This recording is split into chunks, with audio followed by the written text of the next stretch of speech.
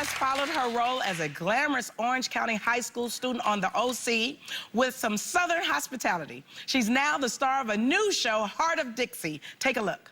2 iced teas for Cricket and Annabeth outside. What? Oh, yeah, I'm joining the Bells. Part of Hell Week is crazy stuff, like I have to wear this dress every second, and I have to be Annabeth's servant for one day, and then I have to shout some Bell slogan if someone says the secret word. Which is what again? Like I'm gonna tell you. Please welcome Rachel Bilson.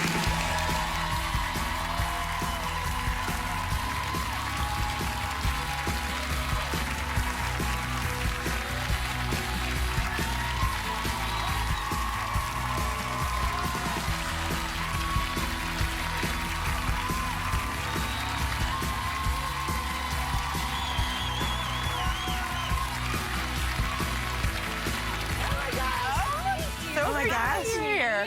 So, did you hear what we were talking about, the sexual prenup? I did. Would you ever? Well, I just think, why is there one in the first place? Yeah. I mean, is she not giving it up? I mean, why does it have to be there before they get married? I don't really understand it. Don't you also feel like it would take the seduction out of the relationship? It's a little bit. It's like, yeah, it's a job, and then who wants to do that? When you feel obligated, no one likes obligation.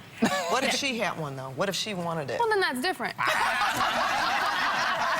Now, your mom is a sex counselor. Well, she does specialize in that area, yeah. She counsels couples and things, and she has an expertise in that subject. So when you were growing up and in your teenage years, how open was she about talking? A little too open, I'd like to say. I mean, as a teenager, you know, you never really want to talk to your parents about the birds and the bees, so to speak. But yeah, she was so open, which now I'm really appreciative for. But then it was just kind of But weird. I heard that she knew when you lost your virginity. How did she know that? It's one of those parental sixth sense type things. I don't know. It was like, yeah, the next day having the talk was like, how do you know these things? But it was nice to have that open dialogue. Yeah. But it's still always just going to be a little awkward, I think. Well, we also know that you're a fashion mogul at your young age, and you design shoes, and you can tell about a person by their shoes. No, my friends and I always growing up, we would say we could tell a lot about a guy by his shoes, you know? My shoe. Okay, what shoes can you are tell me coming about out. this shoe, right? What can you tell me about me and my shoe? Well, wedges are very comfortable, so I could tell you like to be comfortable, maybe. Yes. But I'm a fan of the wedge, and black is always a good go-to, so I think you know what's good on a foot. See? So you're a fashionista. Let's talk about that real quick. Yeah, But you used it with your friends to tell about a about a guy. guy. We could tell a lot about a guy by the types of shoes he wears. Ooh, like what?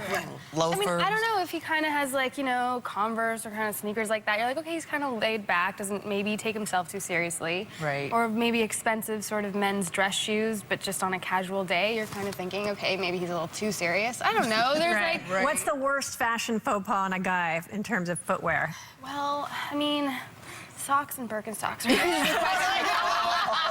I'm gonna put it out there, but I like to judge the Crocs, you know. What do you think about those gym shoes with the toes to them? You know, the People say they're workout really shoes? comfortable. I'm a little jealous because I love to be barefoot, so I kind of want to try them, but they're just a little weird looking. They're so weird looking. Yeah, but I hear they're really comfortable. Yeah. So there's got to be something to it. If it's like does not look cute and people love it, it's got to be comfortable. What's the biggest fashion mistake that you've personally ever made? Well, I've made many.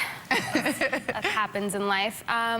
Definitely with hair. I cut my own hair a lot. When I was 18, I put them in pigtails and I just chopped it off, which is definitely a faux pas on so many levels. But I also would make all of my shoes platforms in high school because we wore uniforms, so we had to decorate our feet.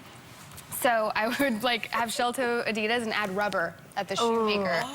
They were Frankenstein shoes. I love them. Gym shoes. So, I thought you meant your regular heels. Oh no, these were sneakers. Did you turn into platform? Mm-hmm. But that, I thought that was style. out. That was. It You was a came up style. with that before it was even. How about Yeah. that? Really? Yeah. That was a style. Nicely done.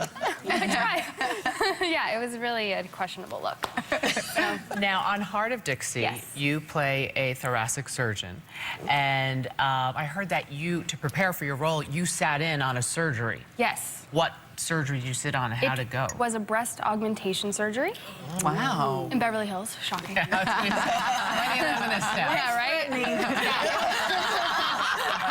But it was really one of the most disgusting things I've ever seen in my life. I mean, just the smell. I can't even talk about it. I'm sorry if anyone has undergone that type of surgery in here. I won't get into the details, but it was really nasty.